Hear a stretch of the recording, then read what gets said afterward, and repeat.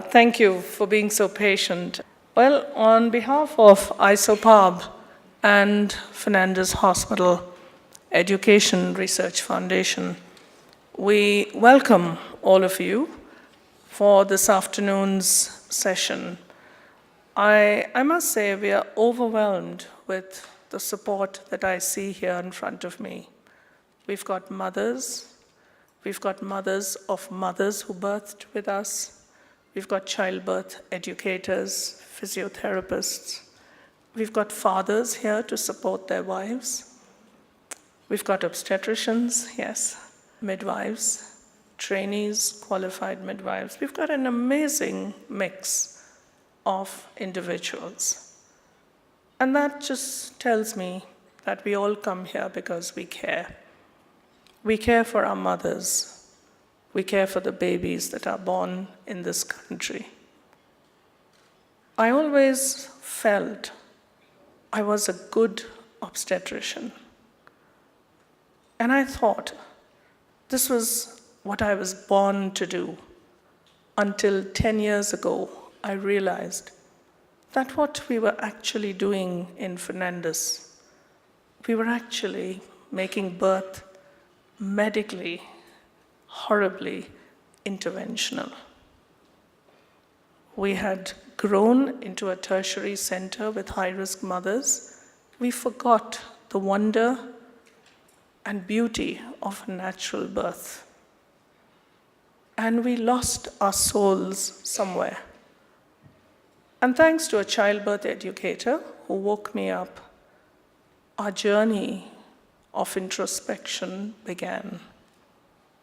And thanks to many things that came together, maternal mortality, our interest in helping save mothers, our quest for going back to what we thought we should be doing as natural birth, celebrating the physiology of birth, understanding, I realized there was a lot of unlearning that we had to do as obstetricians. And it had to start with me. And that was a terribly humbling experience to discover that what I thought was right was actually wrong. And that I may have, without realizing, caused a lot of damage in mothers during their birthing experiences, unknowingly, with the words we used, which we thought were the best words we could use.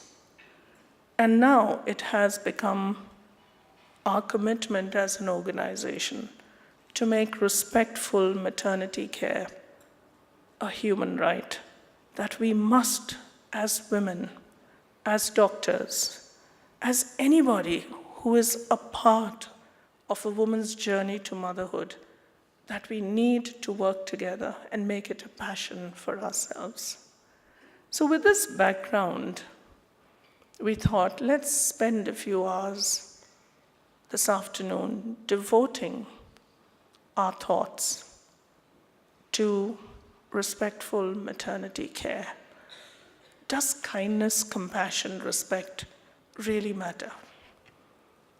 To set the scene, I thought I would just take you through a very brief window to see what we face in India. So let me go straight into the reality that we face in India today. Some of the scenes that you see are going to be quite difficult. Anthony Williams said, "All life deserves respect, dignity, and compassion." This is a picture of a woman in a tiny rural hospital in Jharkhand. And she had come in, traveled several kilometers to a public hospital where she was treated so badly. So she came into this small rural hospital run by an English woman who is not a doctor, but who has employed local doctors to deliver respectful care. And that's the picture of this woman who was so grateful for the care she got. I don't know how many of you watched Oprah Winfrey accept her award 3 days ago. It's a 9-minute video. It gives you goosebumps. Of course, I cried all through her video because it just did something to me. And she said, "What I know for sure is that speaking the truth is the most powerful tool we have. And this afternoon is all about that." And I'm especially proud and inspired by all the women who have felt strong enough and empowered to speak up and share their personal stories. And that is what has brought us to where we are today. Most of the stories, unfortunately, I'm sure you agree, are never told because our women don't know who to tell them to, and they don't know how to say it. And what is even sad is in our public hospitals where the poor, the real poor who have no voice or choice go, believe that that is the way it is. That this is how women birth, and there is no other way of doing it.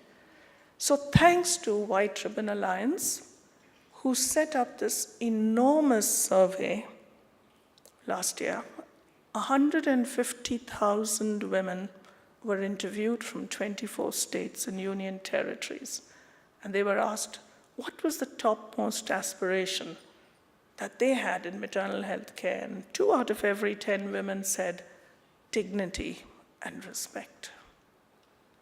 And of the 23 women seeking dignity and respect, 23%, 18 asked for respectful behavior, 15 wanted just 1 bed per woman, equality based on religion and caste, no, they didn't want to be discriminated, and only 11 felt privacy was a right.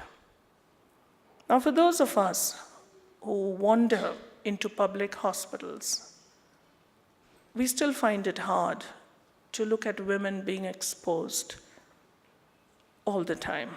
Even though there are curtains, the curtains are pushed aside. People wanted timely admission, a birth companion. The government of India, last year in February 2016, has asked that every woman be given a birth companion.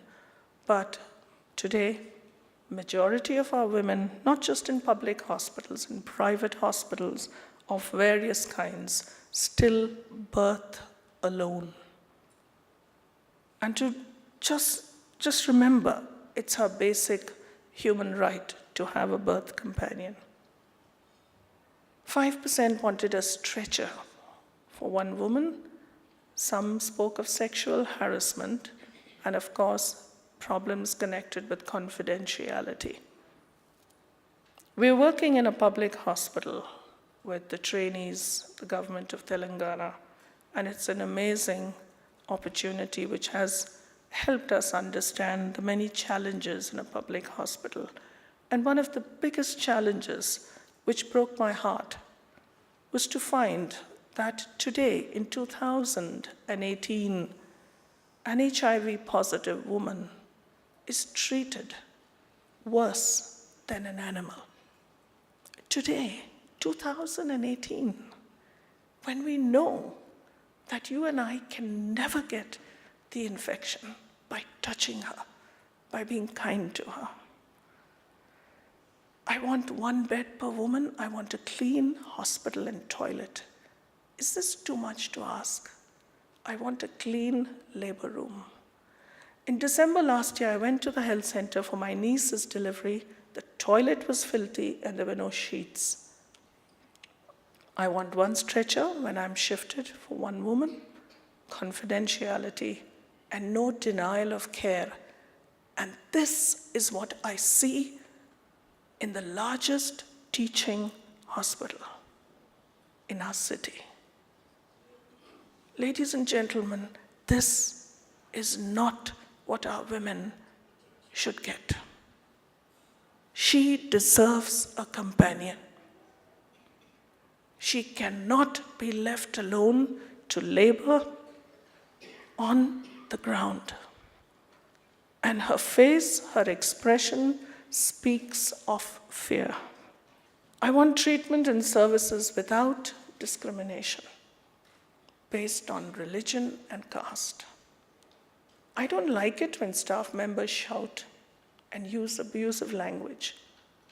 I want them to talk to everyone respectfully, doctors, nurses, and health staff. Now the next scene continues to tear me apart. And this was taken on our visit to Indore, and this is one of the largest teaching hospitals. I had just given a talk on respect and care and compassion to a group of doctors and postgraduate students. And one of them asked Indy, our midwife consultant, "Ma'am, would you like to take a tour of our labor ward?" And she said, "Sure." So I continued to talk to some postgraduates. And this is the picture she took after seeking permission. The apathy. A doctor answering a call with a woman exposed, and everybody waiting for His Majesty to attend to this woman who is on the flat of her back, stripped of all dignity. I don't think our sisters in this country deserve this. And you and I cannot sit back anymore, allowing this to happen. It is our problem. It's not her problem. It's not their problem. It's my problem. At the local health center, they were asked to pay 700 rupees to the dai for the delivery.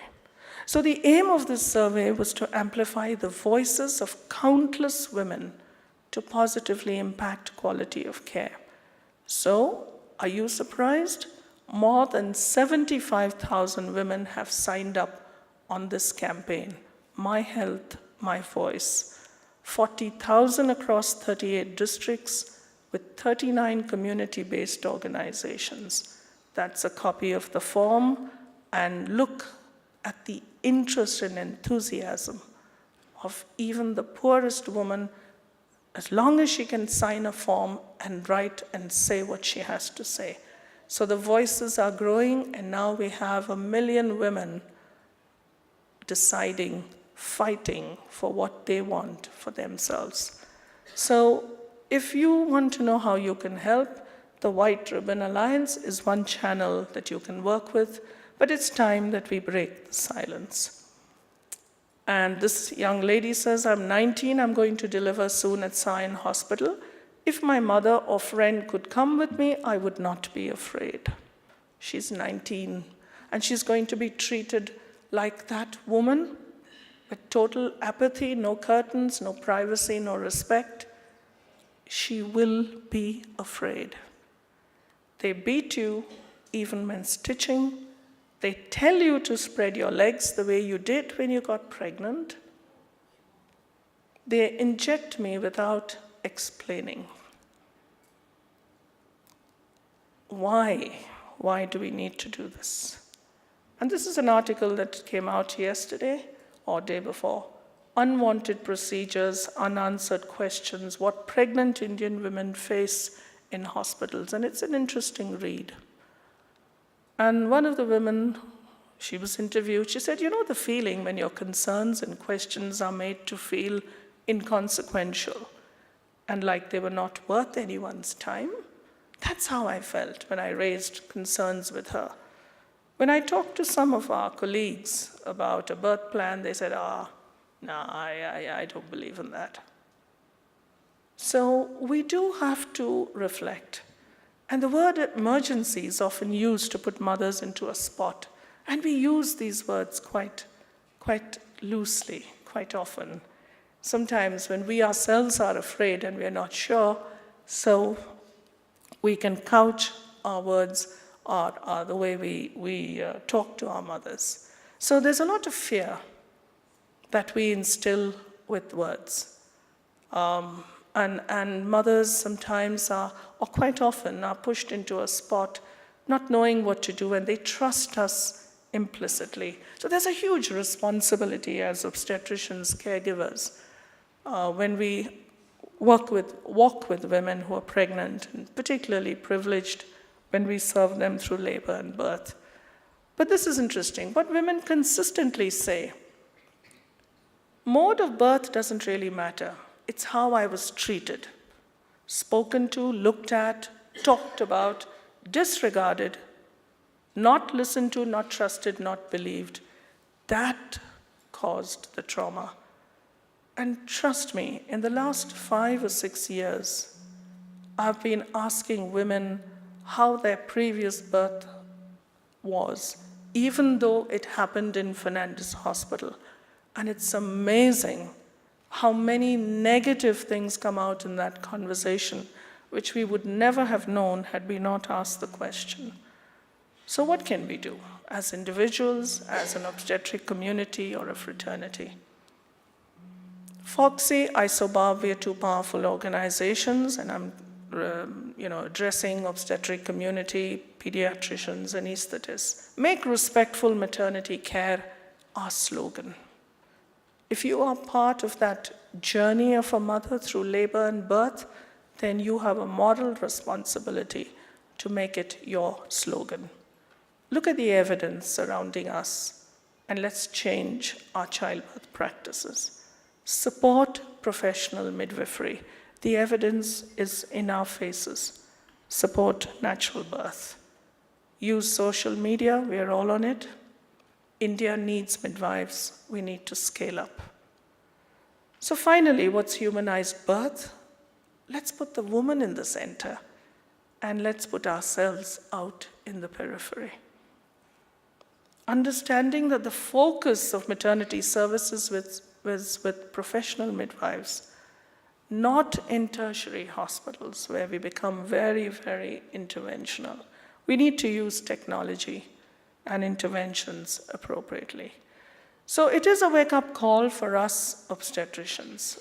A movement has begun by women, for women, and we need to listen. We really need to step out of that arena. We need to open our minds and hearts to professional midwives, but most importantly, we need to believe in the ability of a woman to give birth. A lot of us have lost that sense of wonder and belief in our journey. Finally, if a community values its children, it must cherish its mothers. I would like to invite Alekia to the podium. Alekia is one of the many mothers I was privileged to walk with through her pregnancies. Didn't have the privilege to be there, birth of her babies, but during her pregnancies, I enjoyed our antenatal visits because Alekia would challenge me with her questions, and it was an amazing journey.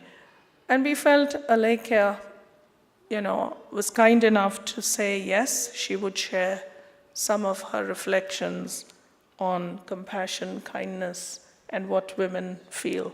Thank you, Dr. Evita. Thank you for the nice words you said. But yes, she says I challenged her. I'm not sure about that. So I am a mother of 2 beautiful children. Beautiful, I say, because not just because I love them immensely, but also because the journey of birthing, bringing them into this world has been so beautiful. That's all. And, as growing up, I've heard stories from my mother and my aunts about their birthing experiences, and they were terrible. None of them had a good experience because either the doctors or even the daimas would abuse them, and none of them even had a good birthing experience, but they also operated from that fear, always. And I've only heard stories like that. I've never heard any mother growing up say that, oh, it was beautiful. And then when I had my first baby, I decided that I will take a stand and I will ask for what I want or what I feel. And thankfully, I had that support system from the hospital and from my family. So I was answered, I was heard. The minute I walked into the hospital, every meeting, Dr. Evita and the entire staff would actually encourage me to ask more and support me in every ridiculous question I had. That way, I think everybody together has made it very beautiful for me. I think birthing a child is very empowering. And all these women that we are looking at or we are hearing, I hear many of my friends who still don't have a good birthing experience, and they all are, I think, are deprived of this most powerful, empowering experience in their lives by not being heard. And that's it. I think we have to be heard, not just while getting pregnant or while birthing. Even after, every mother has to be heard. That's all we ask for. And I'm so thankful, so grateful to everybody in my life, everyone who were part of this, that they made me feel like I was heard. And they respected whatever I had to say, even though they didn't believe in it. Thank you. And thank you for this opportunity to express whatever I was feeling. Thank you, Alekhya. That was very sweet of you. I mean, it takes courage to say what you said. Can I share with them a little bit about your lotus birth? Yes. Yeah. Alekhya asked if she could have a lotus birth. And I looked at her. Lotus birth? Okay. All right. So I said, I honestly don't know. But we've got a midwife, consultant midwife from England, and in my mind I was hoping that Inti knew enough about it too. But, thanks to Alekhya, she actually opened up our minds and got us to look at birth in a whole different manner. And this is why I say she challenged us. And what she said comes from deep within. We need to hear women. And it's not just through their births, but also afterwards, when it really gets even more difficult. And if there's any plea, I think, today we make, it is to listen to our women's voices. Thank you so much.